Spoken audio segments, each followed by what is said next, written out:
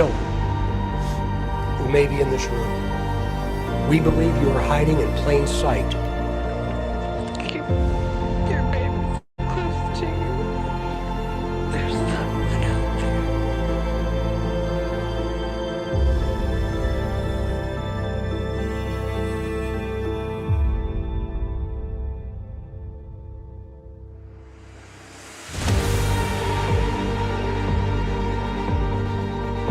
What's up, Mob Crew? I'm Chris, and today's missing person case is Don. Also, today's person of interest is Olivia. Today's missing person case is Corey.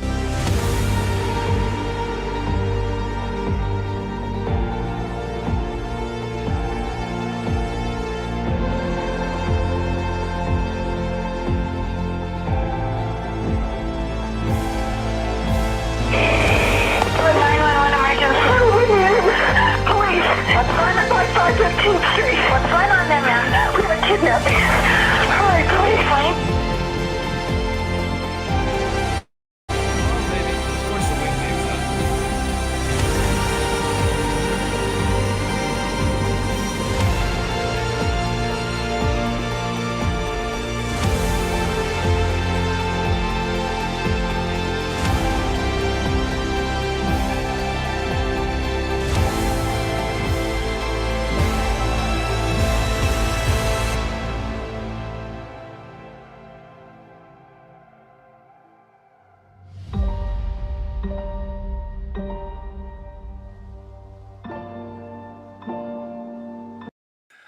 What's up, everybody? Welcome to the stream. Thank you guys so much for tuning in. I am Chris with Monsters Under Our Bed. If you guys can hear me, please put a 1 in the chat.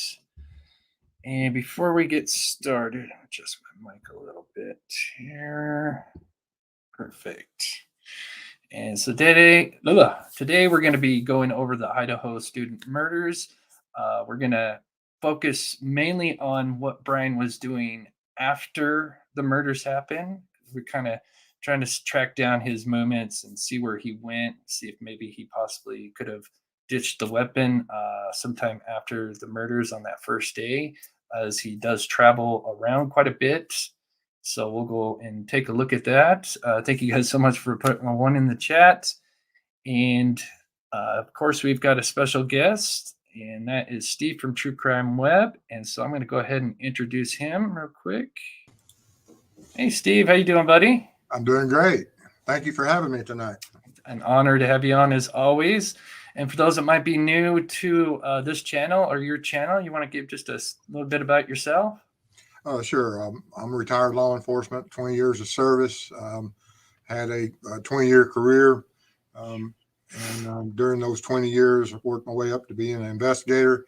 And I'm a state certified crime scene technician. I've worked all different types of cases, from thefts to homicides. And then after I retired, came into this true crime world and started a channel, True Crime Web, and came across you, and we have a great relationship and collaboration. Yeah. Oh, that's amazing. Thank you for your service, and it's just it's an honor to have you on. We're trying to do this once a week, having Steve on, and it's always cool to have his insights and experience in talking about these cases. So as always, if you're new to the channel, we always like to try to get back, and that is featuring the missing at the very beginning. So go ahead and do that, and then we'll get into today's show. So today we have Ronald Henry. Ronald was last seen in the early hours of December 5th of last year at a farm he was staying at Plateville, Wisconsin. He was last seen wearing a blue coat, basketball shorts, and dark tennis shoes. I guess they have conducted a bunch of searches, but they have still not found poor Ronald. He's just 34 years old, 5'7", 170 pounds. If you have any information, please call 608-723-2157. And I've got one more. And this is 11-year-old Madalena Kojokari. I hope I pronounced that right. She was last seen a couple months ago on November 23rd in Cornelius, North Carolina. So if you have any information on her whereabouts, please call 1-800-843-5678. So, all right. Well, let's get started here. Probably play a little bit of the timeline. I'll play a little video I put together. It basically just breaks down the PC affidavit in chronological order, and we'll play just the part where he arrives at the home. Kind of watch that, and then we're going to basically focus on what happens after he leaves that house and all the movements that they tracked him. Go ahead and pull that. Oh, actually, hold on. Yeah, I get so used to my OBS and thinking that I can just quickly play a video. I get spoiled with that. Okay, here we go. Let's do this here. What's up, Mob Crew? Today, so I'm gonna go ahead and skip this forward. We're gonna jump to the time that Bryan kind of starts arriving, and then once the murder ends, then we'll kind of start focusing on where his movements were after that. Block of Indian Hills Drive in Moscow at approximately 3:26 a.m. and westbound on Steiner Avenue at Idaho State Highway 95 in Moscow at approximately 3:28 a.m. On this video, it appeared suspect vehicle 1 was not displaying a front license plate. Our review of the footage from multiple videos obtained from King Road neighborhood showed multiple sightings of suspect vehicle 1 starting at 3:29 a.m. and ending at 4:20 a.m. These sightings showed suspect 1 makes an initial 3 passes by the 1122 King Road residence and then leaves via Walenta Drive. Upon review of the video, there was only a few cars that entered and exit during this time. Suspect vehicle 1 can be seen entering the area a 4th time at approximately 4:04 a.m. So one of the things I was thinking, I wasn't sure where to put it in on this video because I did the best I could is putting everything in chronological order. The one thing you do have, and I do mention in the video, but is you have the DoorDash driver that apparently arrives at some approximately 4 a.m. So I wonder, because obviously he's just basically driving circles for 30, 40 minutes near the home, probably even longer. And it seems like they say he's pulling in here at least 3 times. This is the 4th time. I wonder on the 3rd time he pulled in, but there was the DoorDash driver. So he went to do another initial kind of drive around the block and show back up. And now the DoorDash driver has left. And if anybody hasn't done DoorDash, basically just a driver shows up and typically will just drop the food off at the door. You do have an app where you can actually see where the DoorDash driver is at, especially once they pick up the food. You can see like on Google Maps where you're at and where the driver is at. So you kind of have real-time notifications on where the driver is at. So because sometimes I use DoorDash once in a while. And anyway, sometimes to be nice, I will wait at the front door. I'll see that they're 1 minute away, and then I'll go by the front door and then just kind of wait to see the car show up. So anyway, so it's possible that the food could have been left right at the front door, or you can actually leave special instructions and say, hey, can you put it on the back patio? And most of the DoorDash drivers, you can tip them, and you can tip them whatever. And that's why a lot of people, do DoorDash. They get really good tips. And so a lot of them are really good. And if you have special orders, they aren't too complicated, they'll usually do it. So they're really good company. And so anyway, so I wonder if that's why he showed up, now he's pulling in at 4:04 and you have DoorDash that just left. It can be seen driving eastbound on King Road, stopping and turning around in front of 500 Queen Road, number 52, and then driving back westbound on King Road. When suspect vehicle 1 is in front of the King Road residence, it appeared to unsuccessfully attempt to park or turn around in the road. The vehicle then continued to the intersection of Queen Road and King Road, where it can be seen completing a 3-point turn and then driving eastbound again down Queen Road. During the interviews that indicated the occupants of the King Road residence were at home by 2 a.m.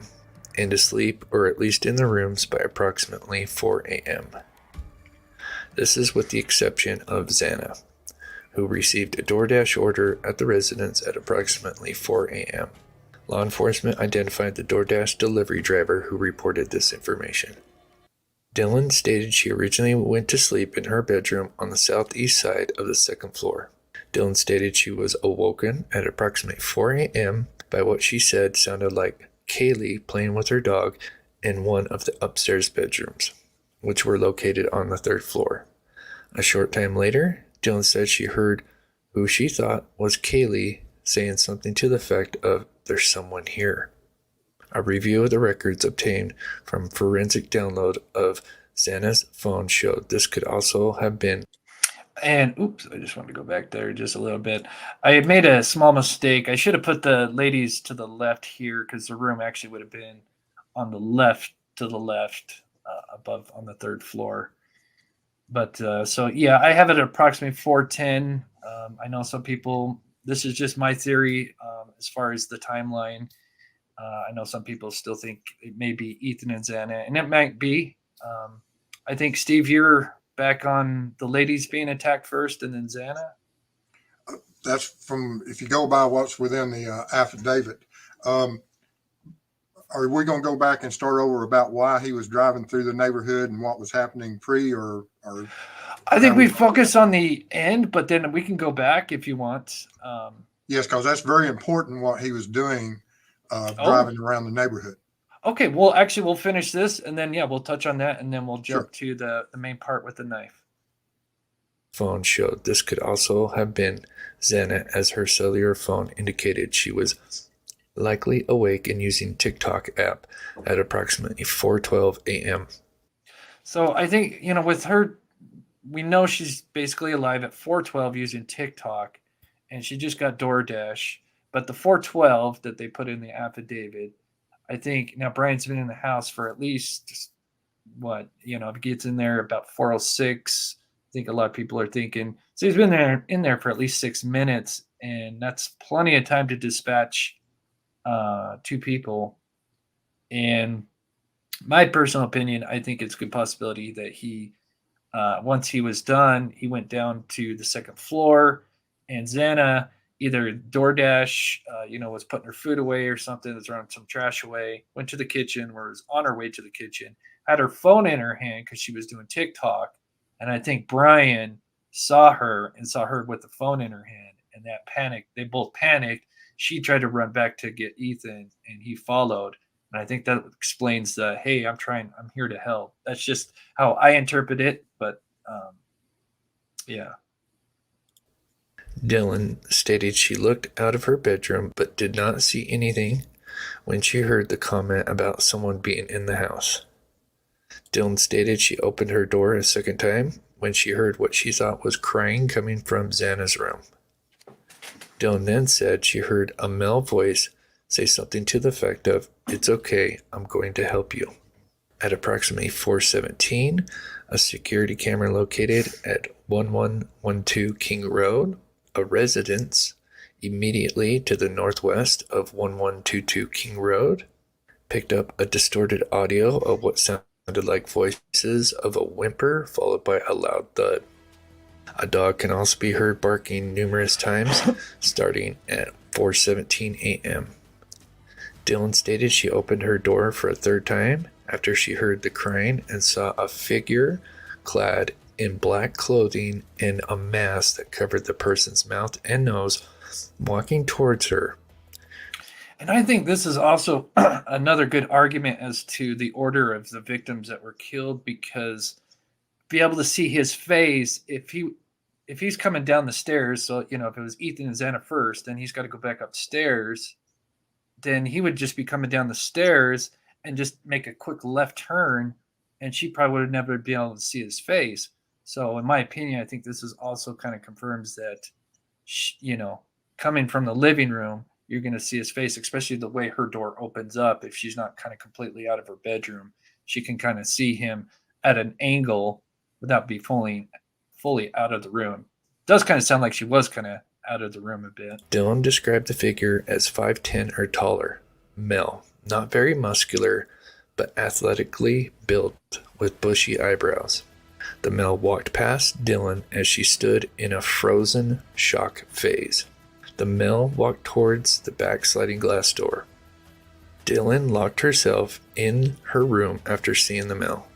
Dylan did not state that she recognized the male. This leads investigators to believe that the murderer left the scene. King Road. Suspect Vehicle 1 is next seen departing the area of King Road residence at approximately 4:20. Okay, so you wanted to touch on just the movements of him driving around at the beginning. Yes. You want me to go to about? Yeah, go ahead. Yeah. Criminal behavior on stakeout teams. Whenever we're out there and we're looking for anything for, from armed robbers at night to people entering cars or doing burglaries at night in certain areas, all criminals that are not all, but most of them will come into a area and they'll do a recognizant pass through, and they'll do it multiple times. They'll be looking at what residences have their lights on. They'll be checking what the traffic is in the neighborhood. Are there any streets closed? What's the, doing that last final thing prior to the committing of the crime. I've seen it dozens of times whenever right before the criminal would commit to the actual crime itself. But it's nothing uncommon for a criminal to come in, like I say, do 2 or 3 circles and just checking that everything is as they anticipated and that they've seen in the past over other visits. Because like I said, if they plan it and they have a plan of execution, they go in there and that's what they do. They just make sure everything around is in order, and then they'll commit themselves to the crime. Interesting. All right, so let's jump. So he now we'll kind of fast forward this and go back to so he's basically dipping out at 4:20. So one of the things that's going to be kind of relevant about this live show is him knowing ahead of time that he needs to turn his phone off. So he's at least smart enough to know that, hey, I need to turn my phone off, or they're going to be able to just know, if he had his phone on in the home, it's a done deal. I mean, pretty much. So he at least had the wherewithal to turn his phone off, which was at 2:47, where he was approximately just south of Pullman, Washington. And then you have his phone turning on almost exactly 2 hours later at 4:48. So now we're going to jump over. Let's see. Quit this one. That. And let's jump into the timeline. Okay. All right. So let me go to, let me see if I can, we'll come back to this. So I'm just going to use this right now. So 2:47, he shuts off his phone. The murders, happen. And then at 4:48, it turns back on, and he's starting to head south in, let's see, 2 hours. Yeah, so after 2 hours, he is in Blaine, Idaho, more or less, and headed toward Genesee. So do you think with him turning off the phone, let me pull up my questions here.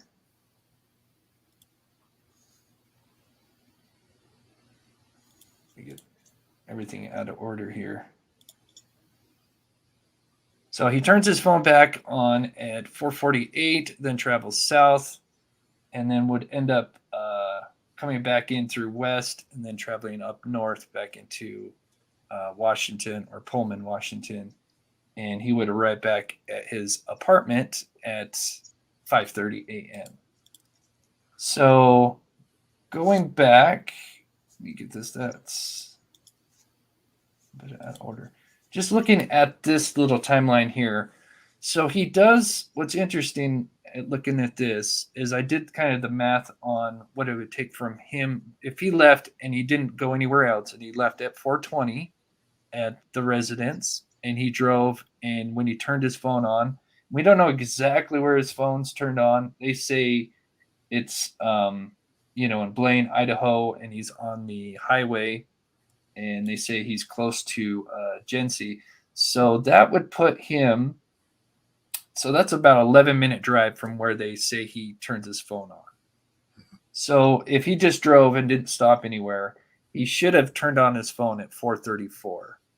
So basically what I'm trying to get at is that there is about at least 10 minutes while his phone's off that are not accounted for if he drove nonstop.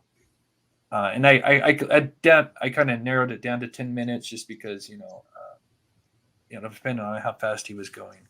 So there's 10 minutes there. Do you think he would have dished his weapon out just on the side of the freeway?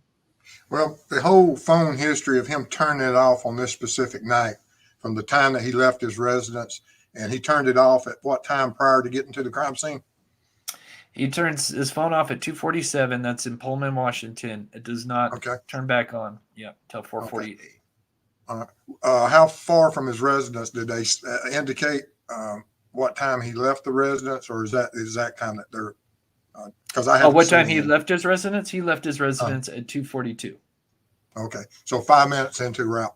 Okay, and that's very important to understand that in previous information that's relayed that he had visited the area at least, I think what they said, a dozen times. And in those dozens trips to this same residence, he did not turn his phone off. So we know that on this night of the incidents, that 5 minutes into it, he'd already made and committed himself to the possibility that we're going to commit a crime, so that he wouldn't be tracked in the area. And so, but then after the commission of the crime, and you look at that timeline, and for whatever reason, he decides to turn it back on. I have no idea what would possess him to turn that phone back on, unless there's some type of possible, he had a scanner on there of local law enforcement agencies' frequencies that on an app. And so he may be scanning law enforcement freaks to try to see if there was anything going on. I know Mrs. Steve, she has them, and whenever we're traveling, it's not uncommon for her to try to scan local agencies. So I don't know if that's what he was doing, but it is very odd that he would even turn his phone back on after the commission of the crime.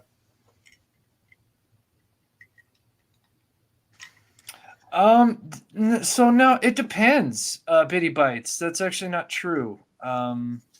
It just depends if there's drivers at that time. And so it just all depends. And you'll know if you've used DoorDash, you'll know sometimes if you try to order something, it'll say there's just no drivers.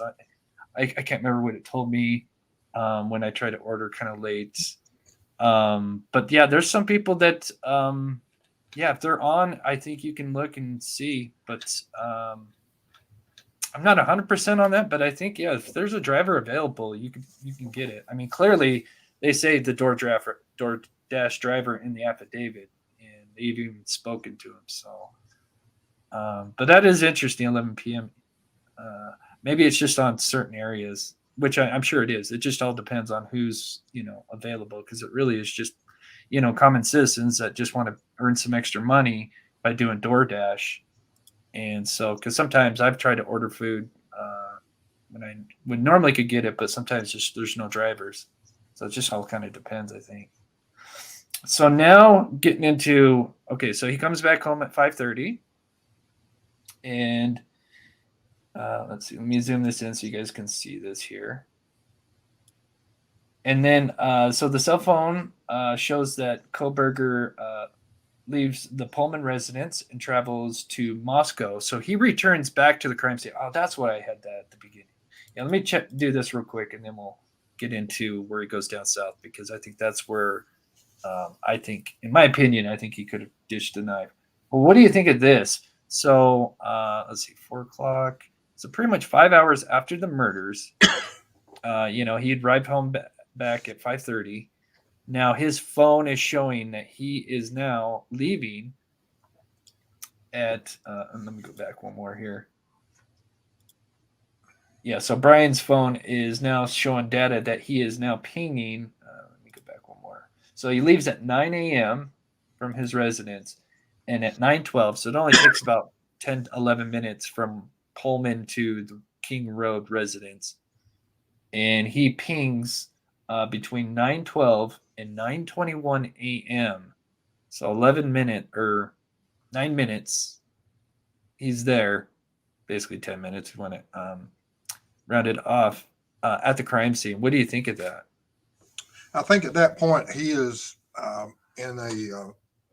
There's a couple things he could be doing is checking has the crime been discovered, and revisiting the scene like an arsonist would, or he's in full panic mode, knows that I'm missing a sheath. Yes. And what am I going to do about it? Has it been discovered? Can I get in there and can I get out? I'm sure that he was, if he is the one that is responsible for these murders, as right now, everything's alleged. But if he is the one responsible for it, he already by that time realizes that he has a knife, but he doesn't have a sheath. And if he has any type of injuries to himself, because by that time he would have discovered had he cut himself, because when the adrenaline's flowing, he may not know what injuries he suffered. Oh, He sure. may have not even realized it as he was driving home while that adrenaline's flowing. Because when you get pumped up on adrenaline, I've been there. I wouldn't even know that I was what injuries I had sustained during the confrontations, and he may have well been in the same mode. But by 9 o'clock or at the time that he went back, he would have had all that knowledge. Did he have an injury? Is there the potential of DNA being in that residence? Is the sheath in the residence? And what else did I leave? Yeah. And Real Gonzo, honored to have you in here. The Spokane Valley is pretty dense. Yeah. Pullman has plenty of places to hide as well, from what I saw. Interesting. Yeah, I mean, it is. There's plenty of places for sure. And then where he's going to go, and we'll talk about it down the road here. But yeah, got all that forest to the east. It's crazy. Pendizzi, there's a doctor's office next to Kate's Coffee. Ooh, interesting. Okay, I'm gonna write that down. Interesting. Thank you, Pendizzi, for the $2. We'll have to. We'll definitely get to that. And let me get caught up on chat. Mods, just let me know if it's a little too fast to try to slow it down a little bit. Thank you so much, Pendizzi. So he returns to the crime scene for about 10 minutes and could have maybe freaked out because of the sheath, or just because those kind of people like to go see what's going on. Return back to the crime scene. And then so at 9:21 a.m., he starts heading back. And at 9:32, he starts heading back, and he gets back into Pullman in about 11 minutes. And then, okay, so we went over that. That's okay. I should have switched that over. That's why I was confused. So now, after 9:32, he's back at his residence doing whatever. At 12:36, he is now pinging at Kate's Cup of Joe at 12:36, and that is an approximate. It says 46-minute drive, 35 miles. We'll just kind of say 50 minutes, but so you have this 50-minute drive, and the two things that he does here is that he shows him pinging at this Kate's Cup of Joe, and then he goes to an Albertsons 13 minutes later, where he's inside for 15 minutes, and then he exits the Albertsons store at 1:04.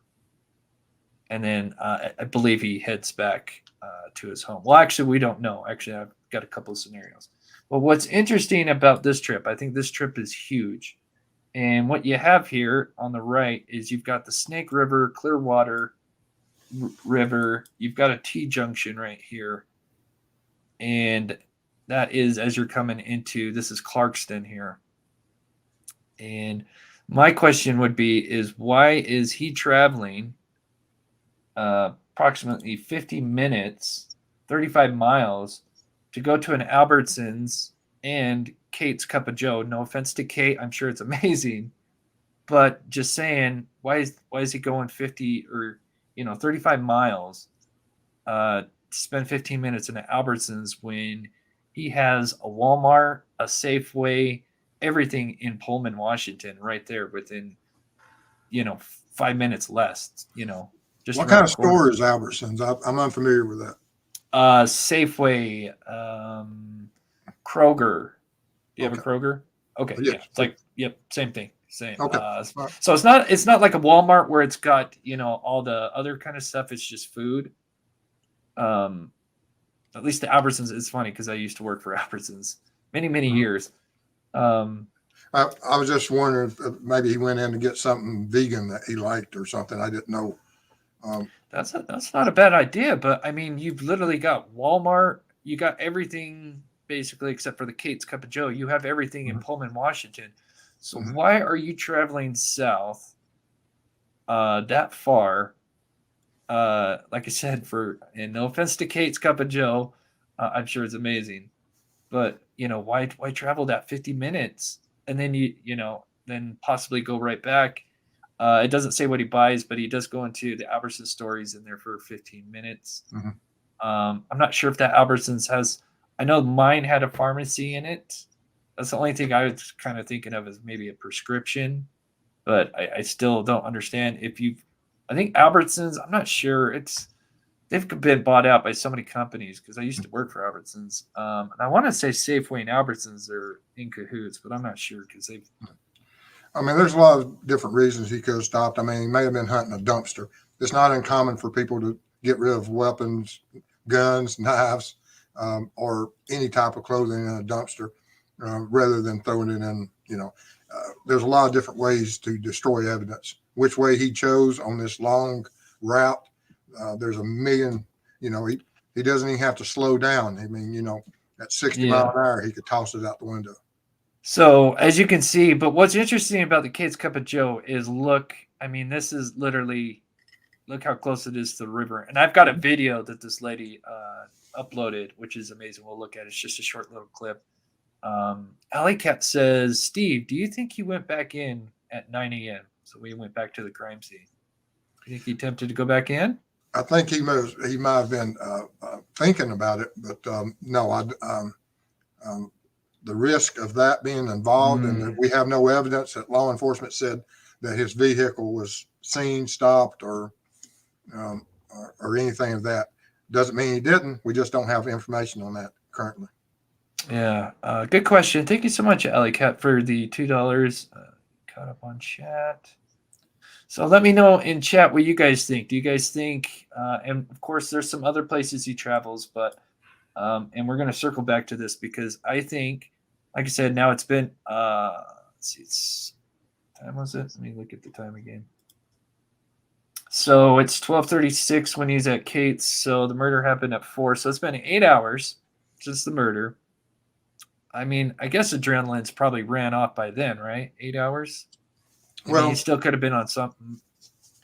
We're trying to rationalize the thinking of a psychopath that has committed such a horrible crime, and what's going through his mind. And and it's extremely difficult to try to rationalize anything this man's doing. Yeah. Was this from you, Vicky? Oh, that's so sweet. From Clarkston. Coffee shop was by cam footage drive-by. Yes, Albertsons has cameras and pharmacy. Okay, so that one does has a pharmacy. Okay, because I did work at one Albertsons that didn't have a pharmacy. That was kind of way back in the day. So I wasn't sure if this one did or not. I didn't have time. So thank you so much, Vicky, for clarifying that. So that's the only thing I could think of is if you're going to go 35 miles when you have all these stores right there. And you made a great point as well, Steve, that vegan. I mean, I kind of keep forgetting about that. But thank you so much, Vicky. And yes, we're going to look at that video right now and just kind of look at what's near it here. And then we'll kind of get moving into the next part of his travels that day, which is pretty crazy. I guess I should load it up here so you guys can hear the audio. Okay.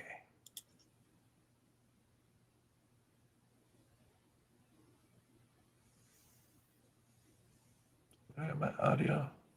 Okay, the audio will turn on here in a second. There's not much to the There's audio. Albertsons.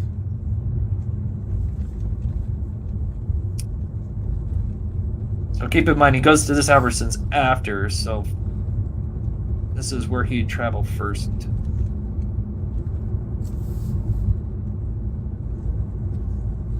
And straight ahead, probably, I don't know what, quarter mile is the Snake River. That's river access. Right, yeah, so I guess that road take you right to the river. We have the coffee shop coming up. That's on our right. And as you notice, all that is river access.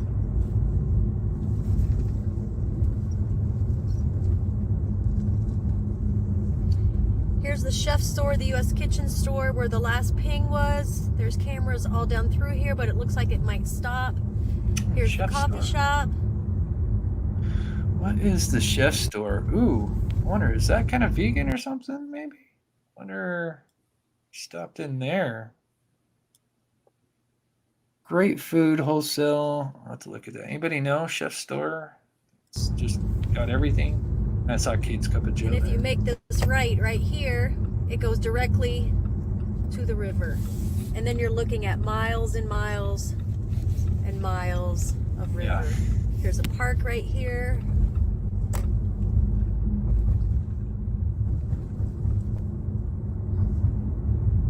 Video's almost over here. Let me See, it's always empty, very few people, and all river access. And that's the last ping that they show with Bryan. So as you can see, I mean, it's right there. I mean, you could just stop, get a cup of coffee, Miles pull and miles over, and miles of river. act like you're just, drinking your cup of Joe, go run and ditch it. Not saying that's what happened, but it's possible. Let me quickly get this. Paul says sterile strips and gauze and antiseptic, perhaps. I think he's talking about going to the Albertsons. Yeah, the only thing is why drive 35 miles south when you have all that? I mean, you have a Walmart Supercenter 2 minutes away from his apartment. So that's just kind of the argument. But thank you so much for the $10. So what do you think, Steve? Well, But now you kind of see the layout a little bit. we have to see that, he prepped and did everything that if he's so aware of the importance of turning off his phone during the commission of a crime. Yes. If it was time to destroy evidence, why would he have his phone on in the first place? Right. Why I'll get wouldn't it. he just leave his phone off, make his trip, and for whatever reason he wants to have his phone? I can understand having his phone with him, but having it on and because like I said, he knows the importance of that digital cellular footprint that he's leaving because he turned it off and then he turned it on pre and post crime. And then on after 9 o'clock, when he's, like you said, driving 30 something minutes and miles to this area, he has his phone on and then he turns it off at a certain point. And of course, none of that makes any sense. And what is the reason for it? And like I said, we just can't, hopefully at some point he will explain exactly what the process was. But was he just trying that he realized that law enforcement, did he leave DNA in that residence? Because he knows if he's cut and he knows if they're going to be able to track him. I mean, he's in college, he's studying criminology. He understands about DNA and he understands whatever type of debacle that he's now in. That's just a matter of time that if he is injured, one of the victims clawed him, they have DNA under their fingers. He may not have been aware of it. If they grabbed him by his hair, did they pull out any hair? And so what did he leave? And so he's worrying about all of that. And so, like I said, his mind is probably running 1,000 miles an hour. And Okay. See, now that's a great point. So yeah, his mind is running 1,000 miles an hour after this crime occurred. And yes, Cedric, you're right. Yes, he did go back home. I mean, he traveled a lot. He came back home initially after the murder at 5:30. Then he left at 9, just a little after 9, and then went to the crime scene for 10 minutes, and then came back home. And then he was just sitting there for a few hours. And then at 12:36, he is now at Kate's Cup of Joe, which takes 50 minutes. So he had to have left it approximately, just before noon to get there. And so this is my kind of argument is he's kind of, like I said, he's got all these things going through his mind. He needs to ditch this. I think obviously he went home, cleaned up. Now he's thinking, okay, I've got to get rid of this weapon. And now he travels south, act like, okay, I'm going to go to the store and do some things. And like I said, the argument to this is like, why are you driving 35 miles south for an Albertsons that you have you have that store? Like I said, you make a great point on the vegan stuff, but other than that, if we look at his time pings here, so he gets at Kate's at 12:36. Now he doesn't get to Albertsons until 12:49. So, and it only takes 3 minutes to drive to Albertsons from Kate's. So there's 13 minutes. And so if you minus 3 minutes, you have 10 minutes unaccounted for. Yes, you could just say he's just drinking his cup of coffee in the car and just trying to think of the next steps. Or could he have, went to that river. Like I said, I see this big body of water, and that just kind of alarms me. So now he goes to the Albertsons. He's in there for 15 minutes, and then he exits at 1:04. And then moving on, now this is where we don't know exactly what happens next, because the next thing they mention about his phone ping will be at 5:36 p.m. and he is in Johnson, Idaho, which is 102 miles away from his home. But I have a theory on this. So let's move it over here. Okay, so we watched that. Okay, perfect. So the next ping we got is Brian's phone pings at 5:36 p.m. over 100 miles away from his home in Johnson, Idaho. And if we look at the bottom here, this is kind of the map here. Now, this is if he came back to his home, which I personally think he did. I think he went back home, was there for a bit, and then I think, let's just say, just hypothetical, he ditched the weapon somewhere when he was in Clarkston or Lewiston. Then he went back to Pullman and then started thinking, oh gosh, I didn't turn my phone off. I need to create some kind of ruse. So now I'm going to go drive 2 hours east to Johnson, which what we have in Johnson is literally it's literally like the mouth of the national forest, literally on like all 3 sides. It's crazy. So, and then he turns his phone off at 5:36, and then it doesn't come back on until 8:30. So he could have been in there for 3 hours. It doesn't state when his phone turns back on where he's at. That's the only problem, is that he could have been in there for 3 hours, or he could have been in there for an hour and then his phone pinged at his home. But it doesn't say, so we don't know if he's in there for 3 hours or 1 hour. But you've got this huge giant forest, and as we can see, we've got the Clearwater National Forest. We got St. Joe. Here's Johnson, and here is a look at how it's kind of set up. The yellow being the border of kind of like where all the national forests are at, and this is where his phone pings and turns off for 3 hours. So what do you think of that? I believe he did a lot of reflection during that time. I mean, there's certain things and possibilities that he was doing. Of course, once again, was he cleaning up the car during this period, out of the neighborhood of anyone that would know him.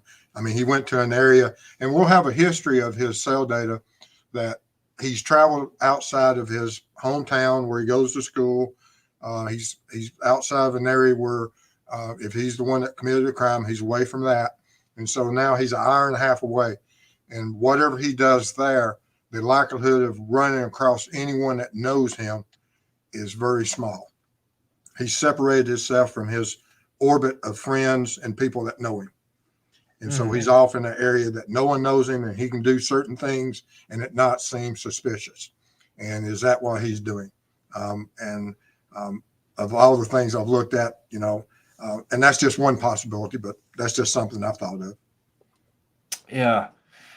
Cynthia Gaines. Hi, Chris. Hi, Steve. I think he may have buried the knife somewhere or tossed it in the river while his phone was turned off. Yeah, it's definitely possible. I just see a scenario.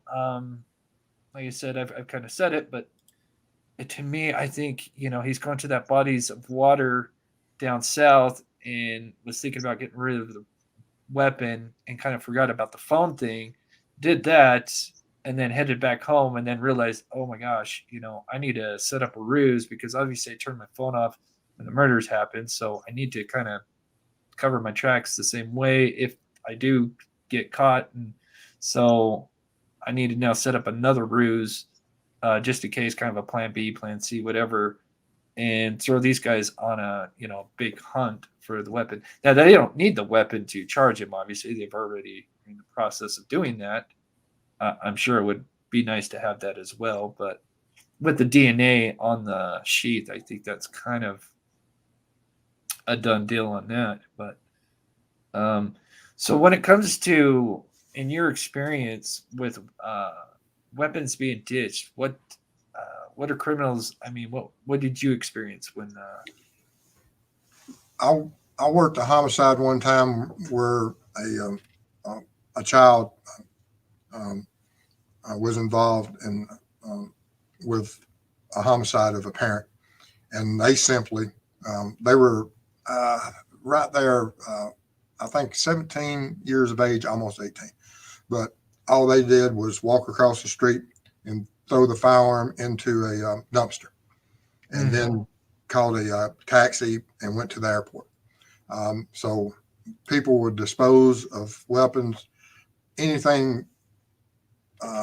She could as easily thrown it in a ditch or in the river, but she didn't. She chose a dumpster. So people, you can watch the movies and you see how certain people destroy evidence, and it's across the spectrum. You just never know what his planning was of how and what he was going to do post crime, and was this travel that he had and he committed, was that part of his plan? And currently we just don't have the information. Law enforcement, I look at his travel history, and had he been up in that area before? And right, yeah. Does he go to Johnson? Is this something he's got friends out there? I mean, in the forest. I mean, because this is really actually in this Johnson. If we kind of zoom in here, I didn't really notice it until I kind of did a double take. But yeah, he's actually kind of, basically in right at the.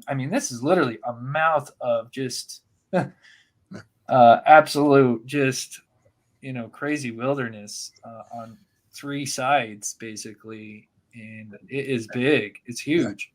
Well, don't think law enforcement hasn't went in there with everything from every type of tracking animal and drone and law enforcement and grid searches that they haven't gone in there to see. Because when you go into search an area that's almost a dead end, you're going there for a reason. And had he been there in the past, and how would he know of that existence of that area? Because he turned his phone off. Was this the exact point where he did turn it off? Yeah, so they don't say like where he had traveled from, that because it's like he was at the Albertsons, and then the next time he pings here. But I did the math. He could have traveled home, and he could have spent a couple hours. Let me back it up here for you guys. Let's see. Oh.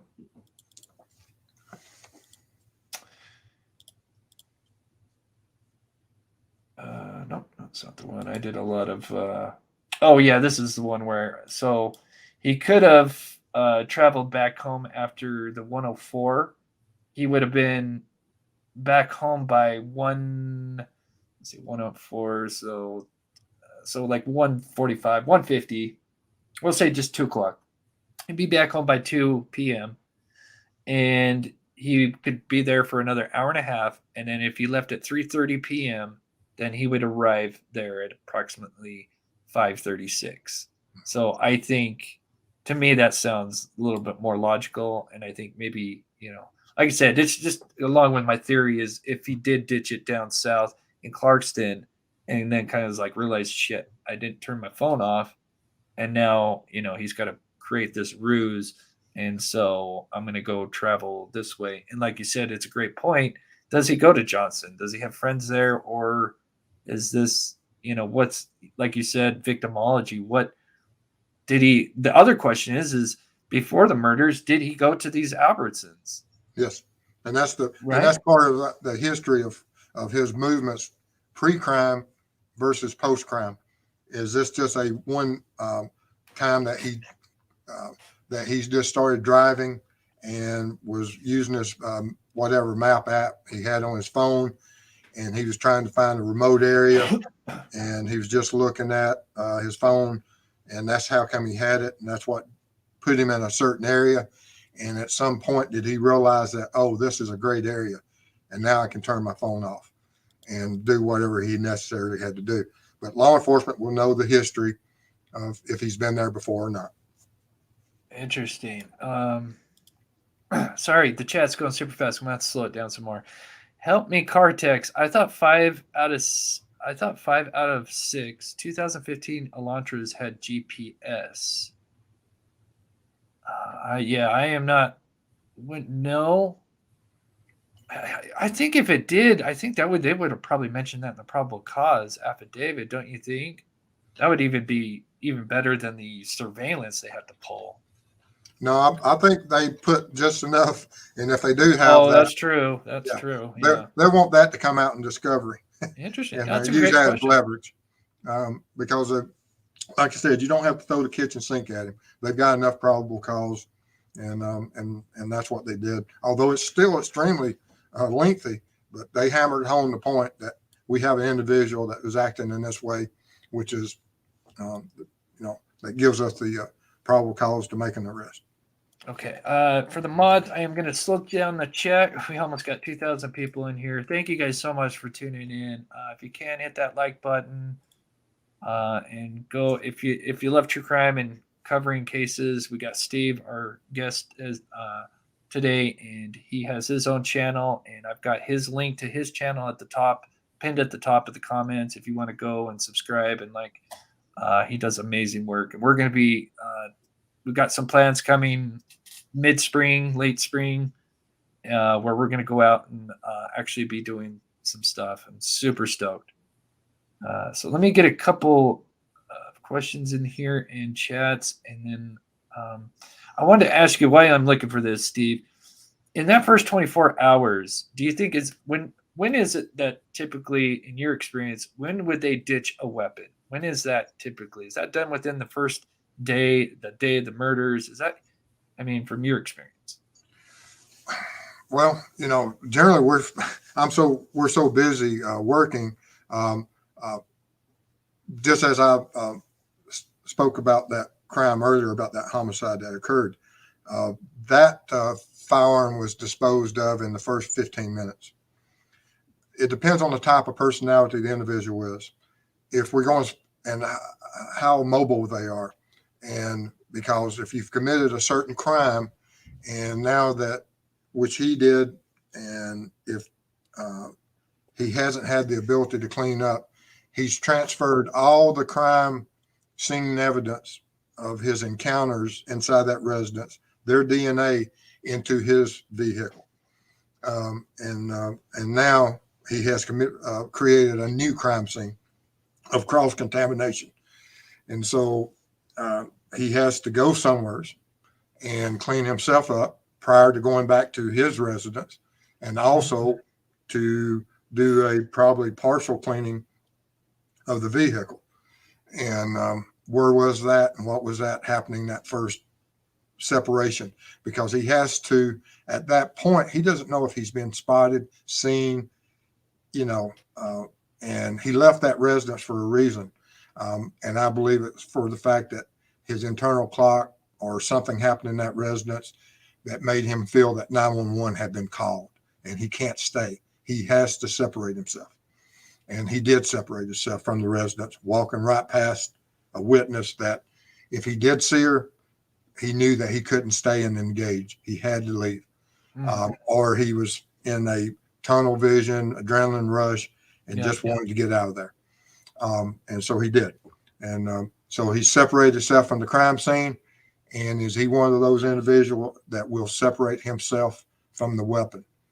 If so, it's going to be probably within that first 10 to 15 minutes that he will have disposed of it to separate himself. Because if he gets stopped, and if they find a bloody weapon in the vehicle, they might miss some blood-stained clothing, but you have a blood-drenched knife, they probably won't miss that.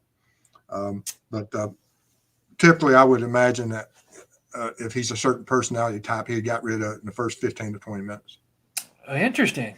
Well, we'll touch on that because there's a little bit of a time frame where his phone is off, where he, kind of based on the data and drive time, he should have been kind of further along. And so he could have ditched it back in between, basically south of Moscow, somewhere in between Moscow and Blaine, Idaho, I guess you could say, maybe a little bit further south. But we'll touch on that. Candace Soto says, my theory is he thought the sheath was clean of DNA, left it on purpose. Ooh, making the police think it was an ex-military person. Yeah. I kind of thought that as well when I heard about the U.S. Marine Corps K-bar thing. That makes you, that's kind of where it leads you to. Yeah, great. Not a bad theory. Thank you so much, Candace. And let me get one more here. Interesting that we haven't heard anything at all about the other surviving roommate heard or saw. Oh, the one on the first floor. Yeah. Well, now with the gag order and everything, I don't think we'll hear anything until discovery or the trial, unfortunately. But yeah, it is being pretty quiet with the other one. That is true. Oh, that's a good one. Chris Davis. I would look for a place that has metal refuse, industrial, car maintenance, junkyard, etc. Interesting. I did also do a poll, and I'll kind of look at it right now. So if you have it, oh boy, yeah, tons. Oh, it's still going. So I did a poll, just wondering what you guys think. So far, it looks like body of water is at 43%. The national forest is at 26%, and then not sure. Looks like garbage landfill is not the. I'm surprised not more people thought garbage or landfill. Actually, in my opinion, this is just me. I would just toss. If it was just like a knife or something small, I would just wrap it up in some leftovers and toss it. Now, do you think? That's a good question. Do you think because he was throwing his trash because he had the wherewithal to throw trash in his neighbor's garbage, when he was at his parents' residence, do you think that could be indication of what he could have done with his weapon? I know there's so many scenarios we could go through, but does that show? If he maintained that weapon after those 2 traffic stops on his way home, No, I mean like at his house, I mean like that day, like, he just wrapped it up, in Washington, that day. Oh, okay. And tossed it in his neighbor's trash. Yeah. Yes, it's possible at that point that he realized, I don't have my sheath, and I've got to separate myself from it along with my clothing and everything. But yes, that's I can't argue against that point at all. It's extremely possible. Yeah. Okay, let me get caught up on chat. It's going crazy. Thank you guys so much for taking the time to tune in here. Okay, I think there's one more. Hey, Chris, you're almost at 50K. Oh my gosh, am I? That's so awesome. And I couldn't do without you guys watching and subscribing. That's so amazing. You deserve it, Chris. Thank you guys. Like I said, I couldn't do it without you guys. You guys are everything to me. I truly appreciate it. And so, yeah, that had to be the second cleaning. Yeah, it sounds like he did it, especially with the car. It sounds like he did multiple cleanings of that car itself for sure. Because I guess he, I think he was seen cleaning it at the Washington, and then of course he was doing the same thing when he got it back to the Pocono Mountains.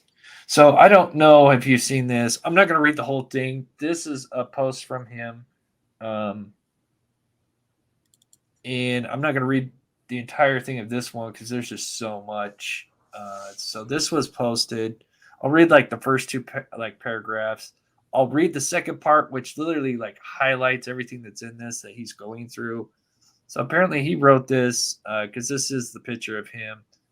And I'll just read just the first little bit, and then we'll jump to the second part. But so this is July 4th, 2011. So this is 12. We're looking at about 12 years. Yeah, 11, 12 years ago. So he's somewhere around 16 because he's 28 now. Oh, yes. Thank you for doing the math on that. Okay, so we'll read just a little bit of this because it is what I read kind of sounds like a psychopath, unfortunately. I've had this horrible depersonalization go on in my life for almost 2 years.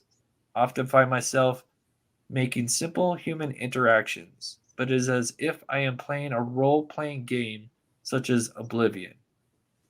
I can see what is going on. I am slightly into it, but I pause the game and focus on my real life. In this case, my life is the game, and my old self can be reached by pausing the game. But how? I often think of things that humans can do, things that I've done my whole life. I feel like an organic sack of meat with no self-worth. As I am starting to view everyone as this. Ooh, that's not good. Wow. Let me read that again. I feel like an organic sack of meat with no self-worth, as I am starting to view everyone as this. Wow. And that's at 16? Ooh. It's sad. Yeah, it is. In a way, it's sad that It is. He didn't get the help he needed at that point. And was this something that he posted? Yeah. Yeah. And he's got like a highlight, like a little, yeah, we'll check it out. I'm like I said, I'm not going to read this whole thing because it's pretty big. I'll just read a little bit more because there's something about him talking about when he's walking outside that I think is interesting. So let me find that actually because I don't want to read this whole thing. Where is the outside thing here? Okay, there it is. Let me find a good spot to start. Okay, okay, here we go. I might spiral out of control and lose myself in the void. I can't let it all go. All of these regrets I predict for my future self. All of these thoughts of remorse. I got this when I was in my stage of discovery. Now I look in the mirror and I see this sickly, tired, useless, and stupid man in the mirror. He is a complete disgrace. He doesn't even deserve to live. I remember when I was 15, I would wander alone at 2 a.m. Everything was so generic. Nothing felt like home. I saw things that were not there, a different reality. I felt eerie and alone. I died during those nights. I felt like a criminal, but where was my record? That's huge. I felt like a criminal, but where was my record? So these things are going on in his, in his mind when he's taking these walks at night, and just crazy. So it is sad, that it's terrible. Yeah. Well, so the behavioral analysis unit is going to, yeah, they'll have a better understanding, and professionals out there, they know what type of personality he is. They'll take that data, process it, and we see the end results of it.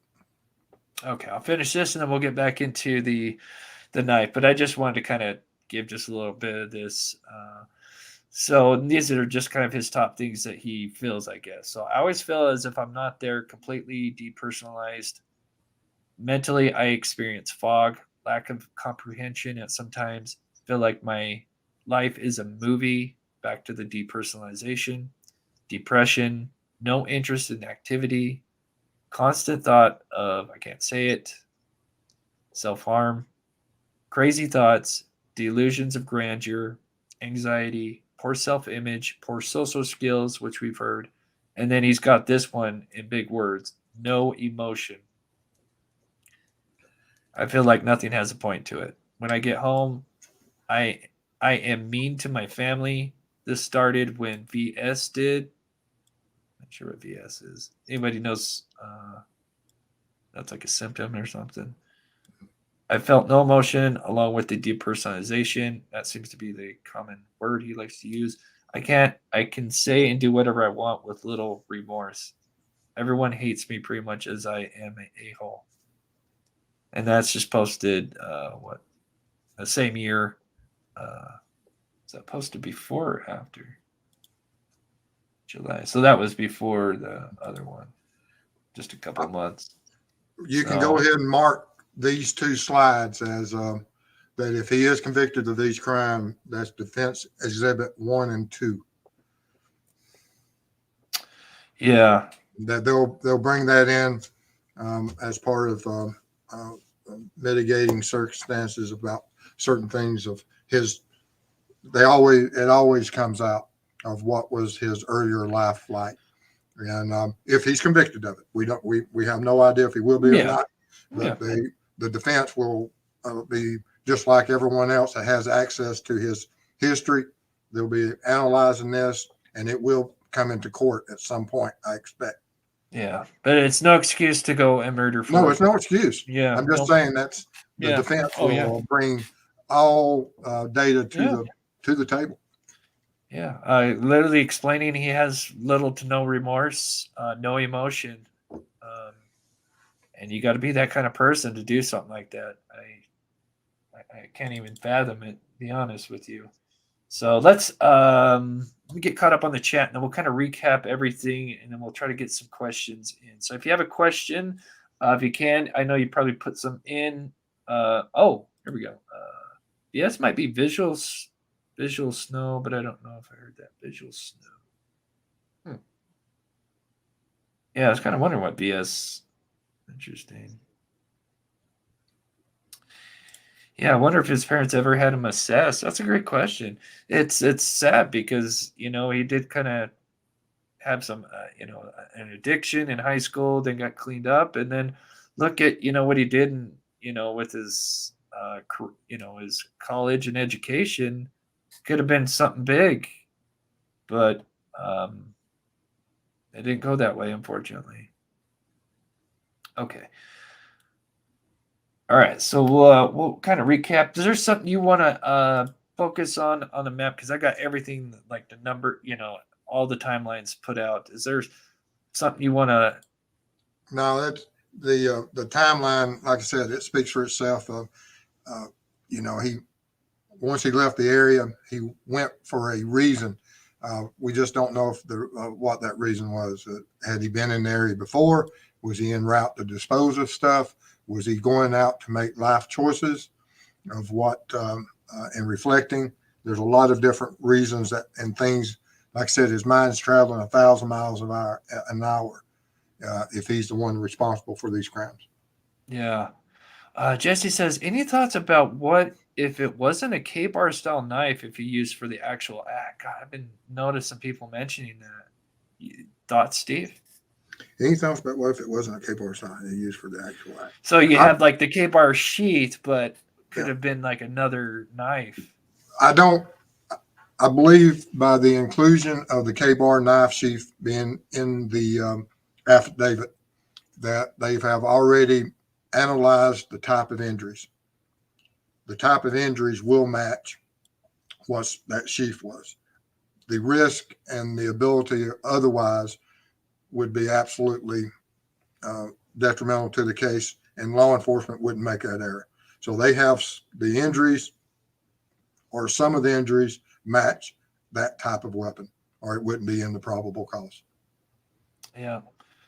Thank you so much, Jesse, for the $5. Geneva says, I think he had a hormonal problems also that can make you feel out of control. Sure. Yeah, I'm sure he's got. It sounds like he was pretty messed up to be able to address some of that. I said I feel bad, even though I clearly it's no excuse for what he's did, but it bugs me because I just wish everybody was fine, healthy, and could live a great life. But that's just not the case. People are born different. It's terrible. Okay. All right, let me get caught up here. Romans, thank you so much for the $5 super sticker. We got it. I'm sorry if I missed anybody's. I apologize. StreamYard, sometimes it goes a little fast and I can't see everybody's. Oh, VS's visual snow? Huh. Visual snow. I've never heard that. That's interesting. I think it has something to do. I have a friend that takes certain medications for migraines, and I think it's something that occurs during that. I've never experienced migraines. I've been blessed in my life not to experience that, but I had some friends that have, and they're on medication for it, and I've heard them mention that term. Okay, interesting. Yeah, something to do with light. They're light sensitive or something. I'm sure that people in chat have a far better understanding than I. Yeah, this is a great question, Steve, and I'll let you go ahead with this one because I think people are starting to get confused with this. Was the DNA found on the sheath that of Bryan's or Bryan's dad? Well, if you in the affidavit, they reference that they processed evidence later from the trash that shows that the DNA that was recovered at the scene, the parent of at 99.9998%, I think it was, show that he was the parent of the offender. And so the DNA on the sheath is the offender. The DNA that was processed from the trash is the father. Yeah. So basically, and I've got a diagram of kind of how that all went down. Because, yeah, I think people are getting confused and they're not really being very. Let's see. I got it. Okay, so this is how it basically happened. Is Bryan's DNA was on this sheath somewhere on the snap. And since obviously Bryan's DNA wasn't in the CODIS or whatever, DNA database, they didn't get a hit.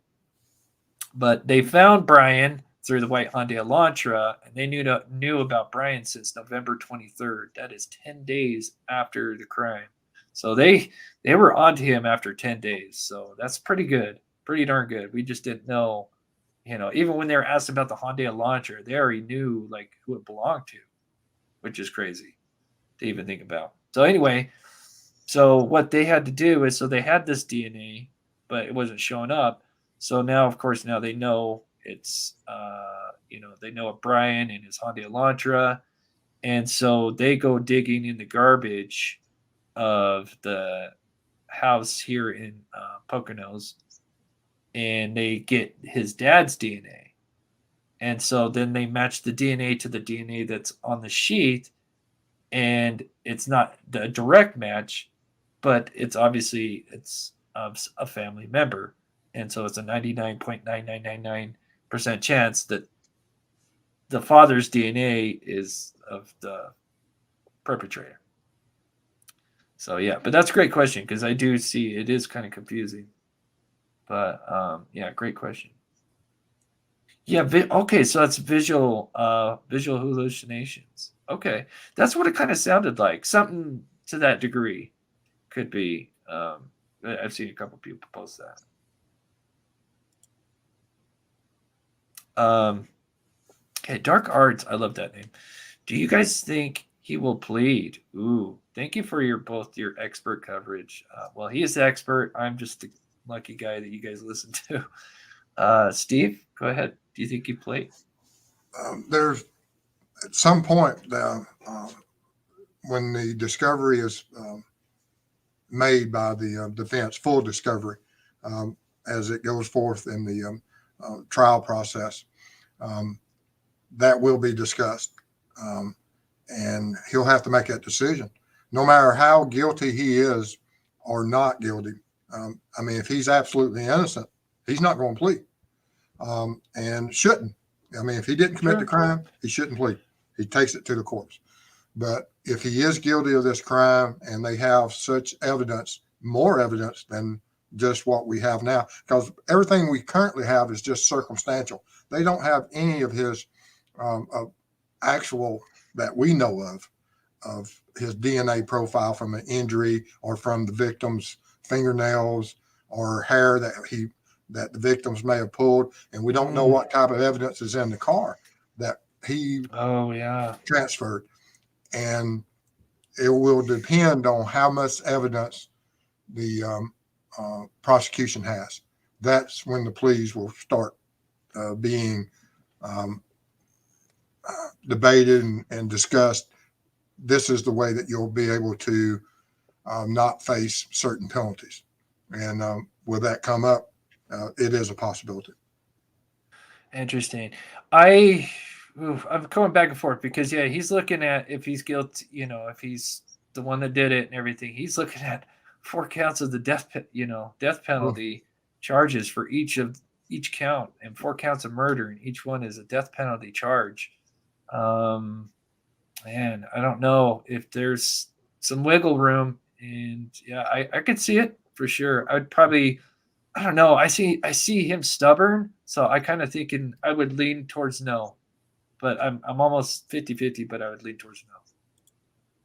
But thank you so much for the $10. Josh says, besides being at so young age, are such expressions, yes, with such internalization, introspection among those who committed such homicides normal? Oh, are you asking a question? Besides being at so young age, are such expressions with such internalization, introspection among those who committed such homicides normal? Go ahead. That's for someone of a higher pay scale than I. They're paid great. I'll have to ask that of Dr. Susan. Maybe we could reach out and have her. Love to have you all three on.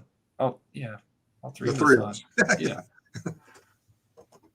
Okay. Thank you so much, Josh the Push. Okay. Trying to get caught up on chat. You guys are so awesome. Thank you guys.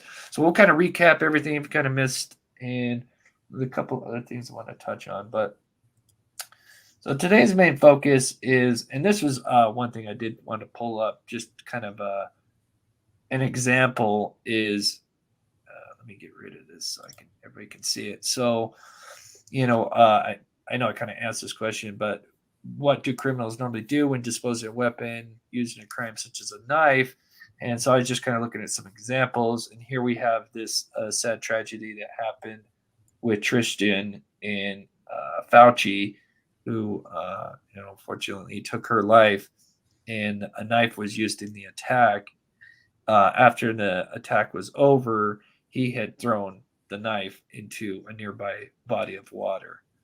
So, and I could pull up, a ton of examples of that. But of course, there's also other places as well that they dispose of. But bodies of water definitely are up there, I would say. Absolutely. Yeah. Okay, so I got Roman, I got you. Okay, cool.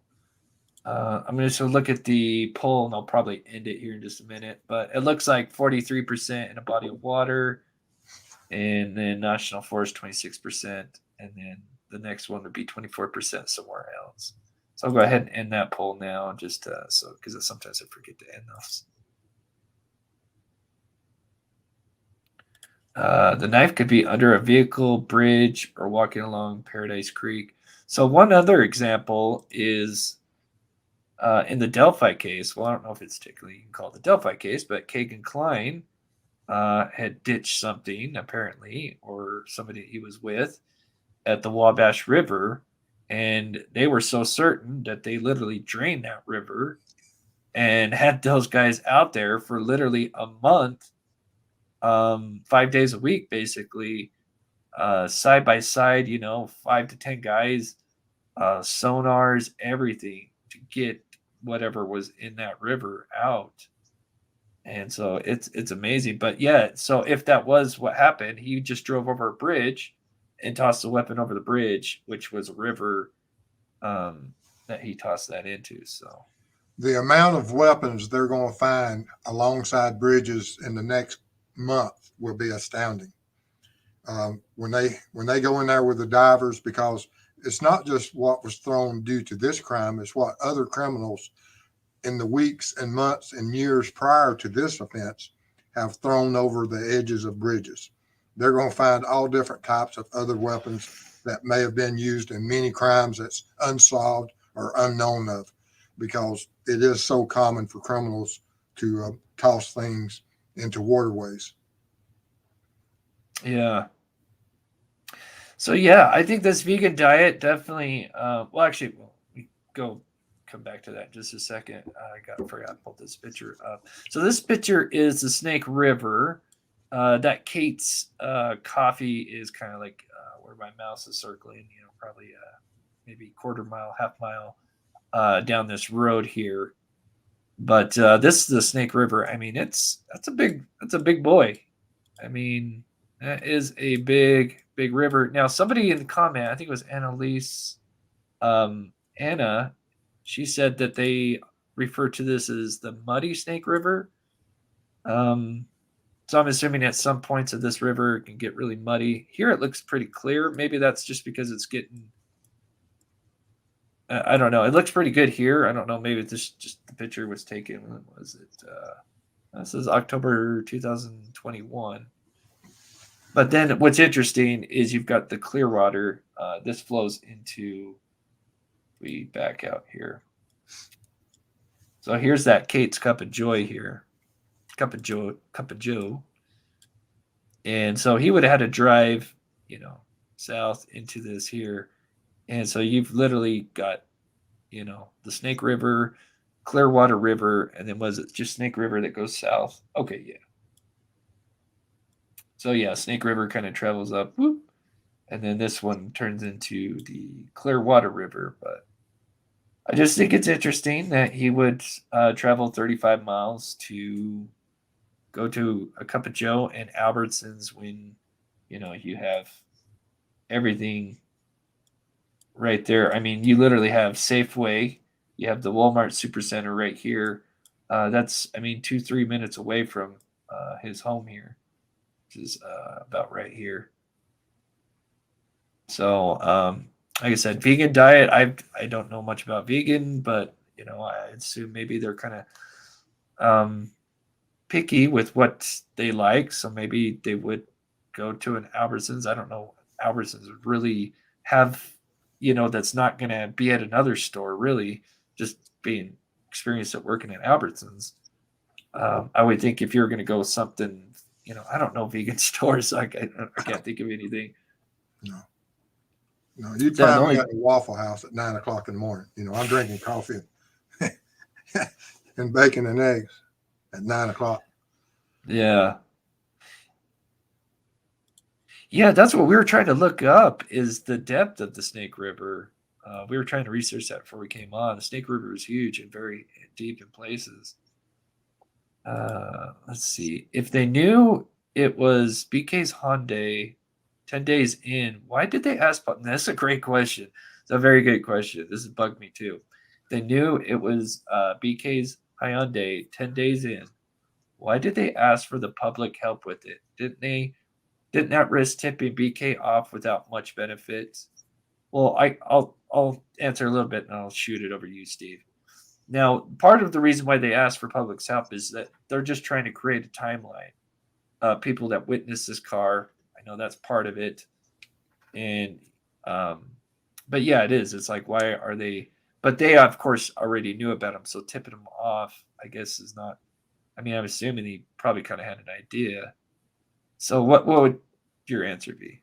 Well, when that information first hit the streets, they may have not have linked him. Absolutely. He could have been on a short list at that point. Sure. Yes. Right. And he may not have been suspect number one. He may have been one of 50. Who knows? But when they put out that first one, when they in the affidavit it addresses and they give the timeline of and the description of the vehicle as being 2011, 2013 when the FBI expert first looked at it, and they never updated that to being 26. Was the vehicle eventually came out to be a 2015, didn't it, or something? Yeah, they had the 2011 to 2013, but eventually it was positively identified as being a 2015. And law enforcement never updated the 2015. I think somewhere between them asking the publics to look for it on that date, soon after they positively identified him as suspect number one. And they never updated it to 2015, which would have alerted him that they were possibly looking at him. So law enforcement said, okay, it's already out there, but let's not continue and update it. We don't need it. We already have him as suspect number one. yeah. Potter says Albertsons has extensive vegan range. Ooh, interesting. Yeah, so when I worked there, vegan, I mean, it had just as much as like the next grocery store. So we didn't have anything that stuck out, at least the one that I worked at. But maybe I could be. Let's see. Thank you so much, Potter. History underfoot. Maybe the bolo on the car to put pressure on BK, see what he would do with it. Yeah. Yeah, definitely some psychological. Sure, there's multiple things that they had some reasons for. I know the FBI backtracked on saying that they were not involved in having him pulled over. But I heard in from the dash cam of one of the times he's getting pulled over, like something I don't think the public's seen yet. I'm sure it'll be uploaded at some point. But anyway, it's before the officer's out of the car. So it's like I guess when they kick on the lights is when it records but anyway, so it shows them. But anyway, the person that saw this said that he wasn't really tailgating. So, I think, obviously they were just trying to pull him over to see, what he had in his car. And especially that first time, I'm sure, they were kind of wanted to see what was going on. But, yeah, I thought it was kind of interesting that they did backtrack on that. I would blowtorch it.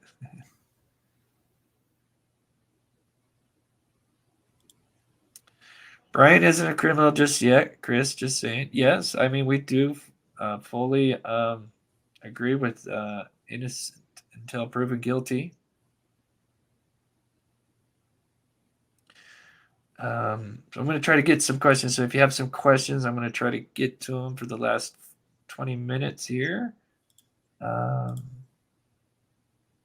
sorry, the chat's just crazy. Typically, would a serial killer who use a knife use the same knife for multiple hits? If he were going to go into become SK, he'd want the knife. To become serial killer, he'd want the knife.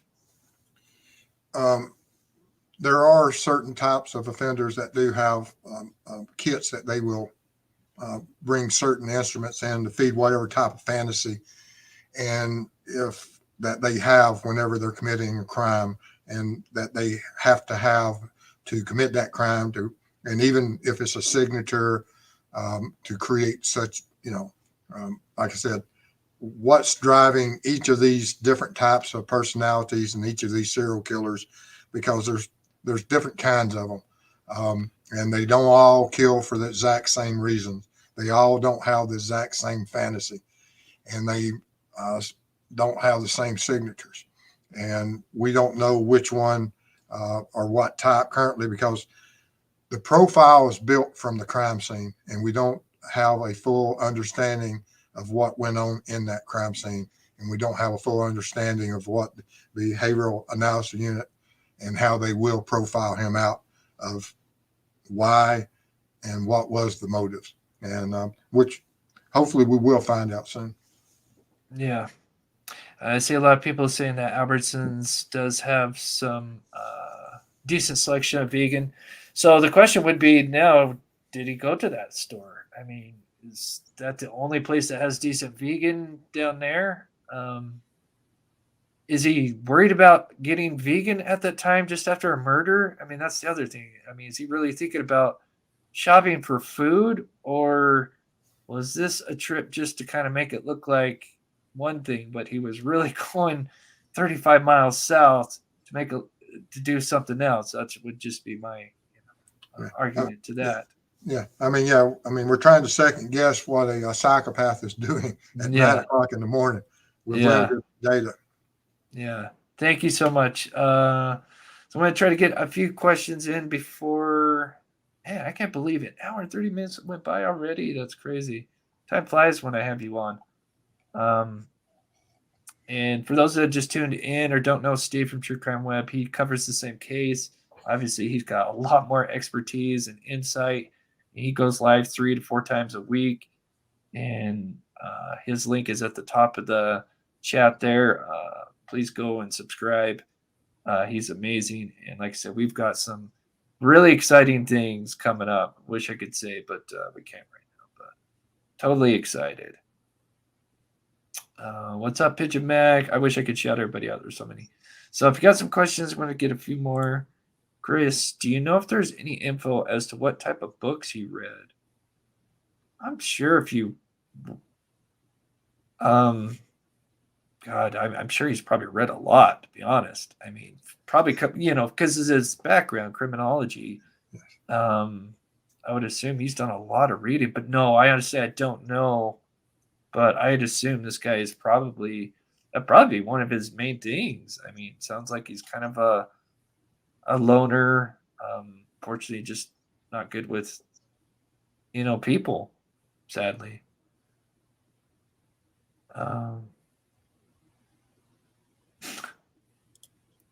Albertson says, great fried chicken in their deli. Like I said, I worked at Albertsons for 6 years, and yeah, they do have some good stuff. Okay, my chat's acting weird here. Okay, while I'm looking for some questions, anything you want to touch on that might have missed, like the sheath? You did mention one thing that I did want to kind of touch on real quick, and that is...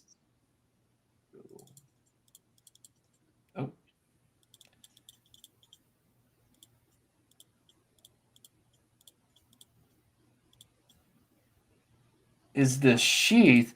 You said, because some people think, what's your opinion on, do you think he came in with the sheath on his belt, or do you think he just kind of had it in his pocket? Because we talked about this, and you kind of shared some interesting insight with me. I've dealt with criminals and all stages of how they prepare for crimes, and sometimes you intercept them on the way to a crime, and they will toss whatever type of weapons they have in the vehicle, or if they're walking down the side of the road. If you're wearing a sheath, or if you're wearing a holster concealing a firearm, and if it's attached to your body, you can dispose of the weapon itself, but you can't dispose of the matter of how you was carrying it.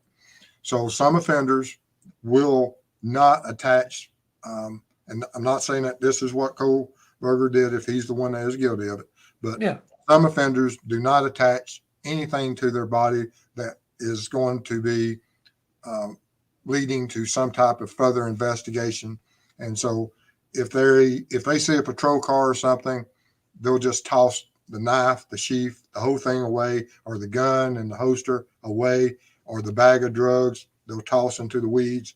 And it happens every day. And but some criminals, that's their way that they carry whatever weapon of choice. And we don't know, did Crocodile Dundee carry this, whereas he just put the sheath inside his waistband? And is that how come it fell out? Yeah. And is that the way he was carrying it? And when he left, he just forgot and didn't know that the sheath had fallen out during one of the confrontations. We just don't know. Sure. Any news on Dylan Rounds? Man, poor boy. Yes, I'm actually going to be reaching out to the family members. I kind of wanted to wait till after the holidays because I'm sure that's going to be kind of tough on them. But yeah, that was one of the first things once the snow melts, is to put closure to that, or at least try to get them as close as they can. And then, of course, we've got a bunch more lined up right around that same time. Question for Steve. Sometimes serial killers want facts exact. I think maybe you're talking about like they want their crimes to be exhibit, maybe is what he's talking about, or that they don't want to fall out of being in the limelight, maybe is what he's saying. I don't. How do you take that, Chris? Yeah, I think maybe this person wanted to finish the question but didn't. Yeah, Let me see. because BTK, one of the reasons that BTK finally met his end was for the fact that he didn't believe he was getting enough attention. And if that's what he's, trying to say in that partial question, I really don't know. Yeah. Hello, Jennifer. I see it in there. Okay, just trying to get to some questions here before we head out. At Mob Crew, you're amazing. Also, great team of you and Steve. Thank you so much, Molly, for everything you do.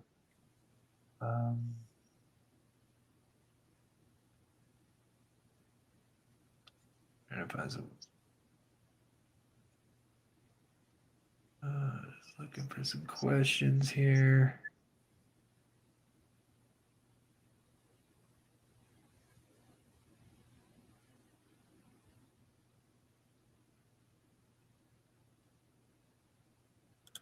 Rich Buddy says, Ethan is not the one who said, I'm here to help you. Clearly not Ethan per affidavit. Nobody confused, right? Yeah. To me, it sounds like I would think I'm here to help you. I mean, if that is the words that are explained, I think that would sounds like Bryan saying that. Like, hey, I'm here to help you. I think that's him chasing Xana into the bedroom and him saying that. That's just my opinion on that. But yeah. So anyway, let me get a couple more. And while you guys are here, if you want to hit the like button, appreciate it. Oh, there we go. His master's was in cloud forensics. Ooh, I hadn't heard that. Don't you think he would know how all the technology mistakes he was making? Yeah. Especially, well, I mean, what really is going to be his Achilles heel is all this, not, around this house multiple times, but yeah, during his time, and yeah, so both surveillance and, his digital footprint. But yeah, he turned his phone off for 2 hours and then just turned it back on. I think didn't vote well. And then that's why it just, to me, him turning off his phone, driving 100 miles east at the end of the day for 3 hours, I think, to me, that feels like a ruse to me. We'll touch on that just before we go. Why didn't law enforcement stop him from cleaning the car in Pennsylvania? Isn't that tampering with evidence? I think because they have to get a probable cause affidavit before they could do anything, right? Yes, and like I said, law enforcement, whenever they relayed that information back to the investigators handling the case, I'm sure a lot of hearts almost stopped. But still, the very fact that he's cleaning the car and will be used in court, especially if, I think they said that it was reported, which I don't know if it's true or not, that he was cleaning the car while wearing gloves, which is interesting. And if that is the case, don't know if it is or not. That could just be rumor, but I think that was reported by someone. Yeah. Chosen Rosen, he went upstairs first.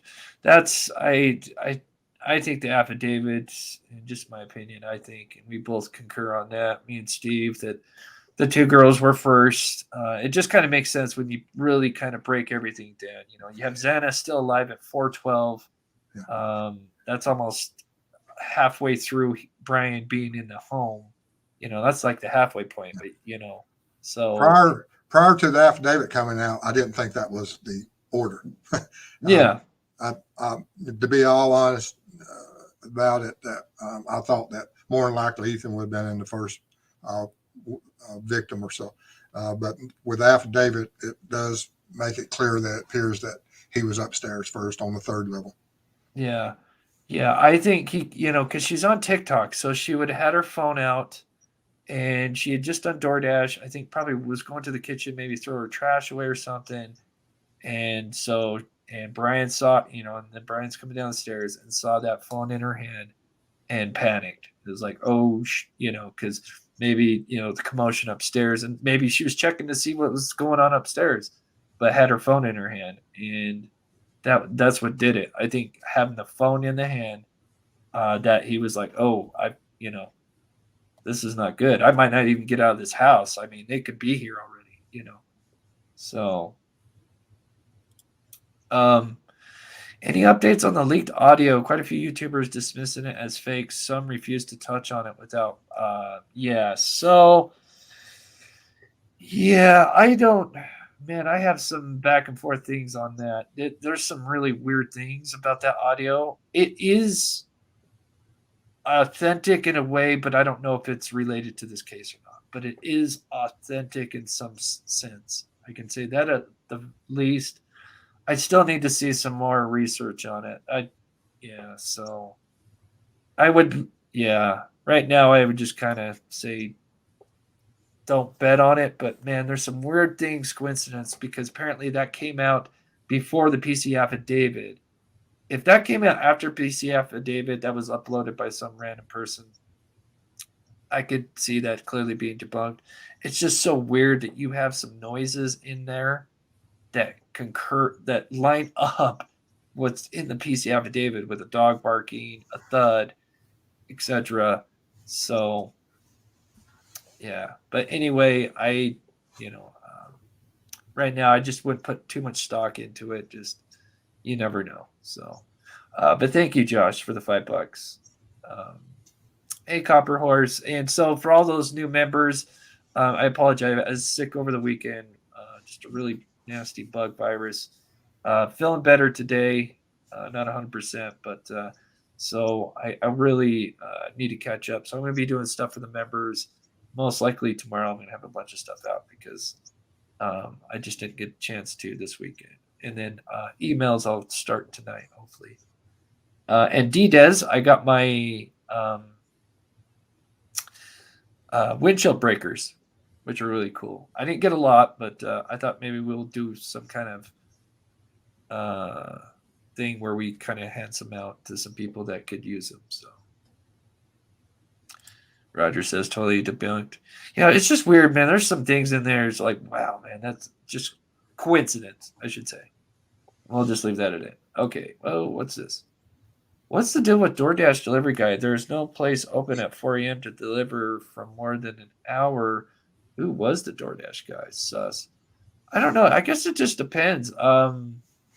There's like McDonald's that are 24 hours. And then if there's a DoorDash driver, because you got to remember it. I don't know if you know like how DoorDash works, but it's just people that want to earn some extra money, kind of like Uber, and they can work whenever they want.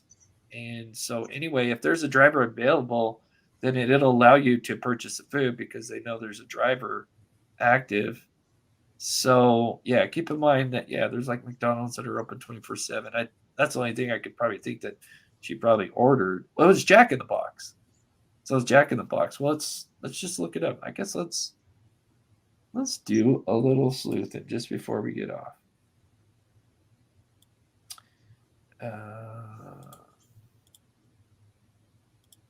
Let's see. Jack in the Box. That would be Moscow, Idaho hours.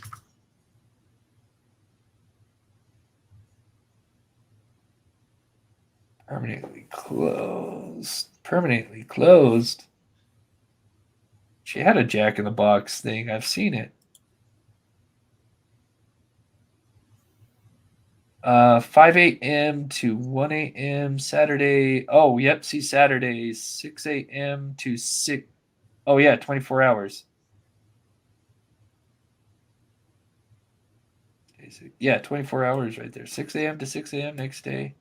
And then they're closed. So once it gets 6 a.m. Sunday, then they're closed, from what I understand. So, yeah, so they're basically 24 hours Thursday through Saturday. That's what I'm reading? Is that what you see, Steve? Yeah, my screen. I'm 60 years old. My eyes aren't. Oh, I'm sorry, but yeah, I can't zoom in. I was trying to do that.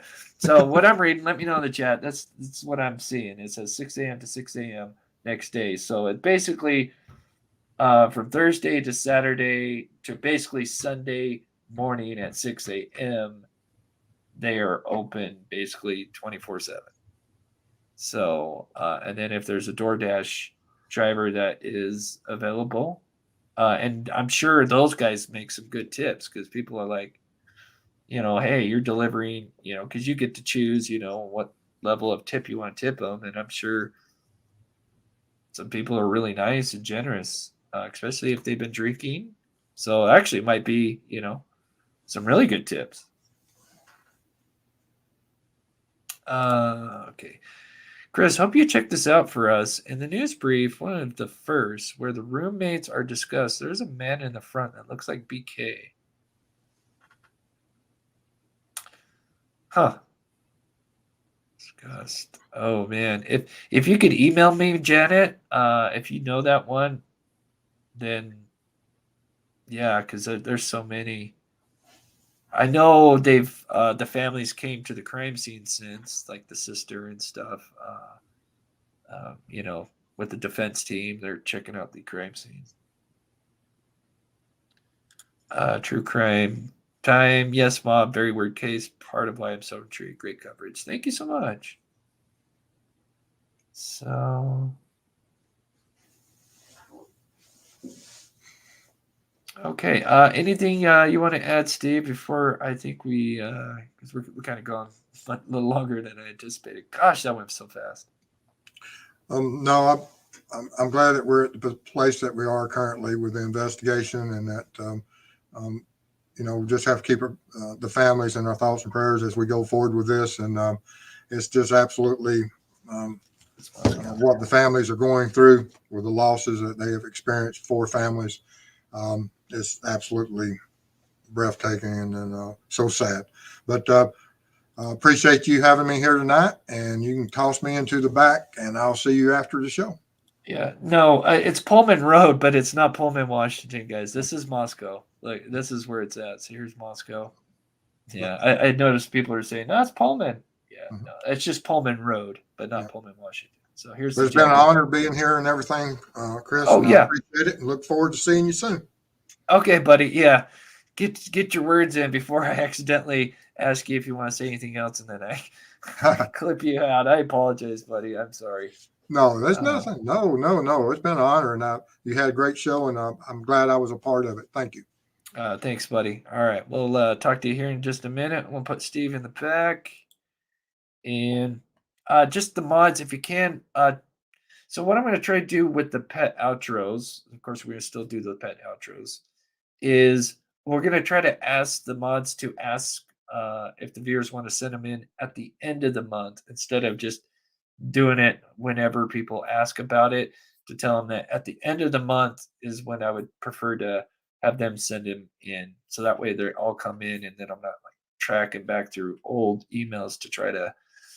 So if we can in the future, and I'll reach out to the mods with emails, but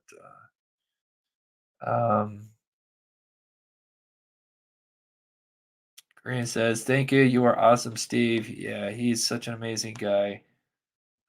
Thank you, Karina and Fuza. See you guys later. Thank you, Steve and Chris. So yeah, we're gonna go ahead and play the outro, and at the end of the month, we'll ask you guys because I'm building a new one right now for this month because I'm kind of behind.